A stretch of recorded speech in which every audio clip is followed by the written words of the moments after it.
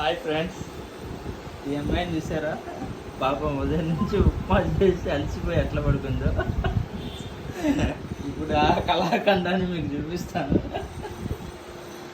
Here we go. It's call ఏం ఉప్మా ఇది? బియ్యపు రవ్వ ఉప్మా. Okay,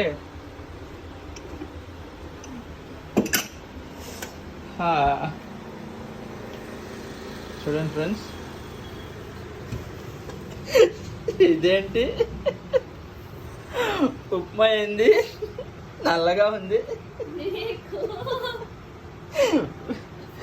madam?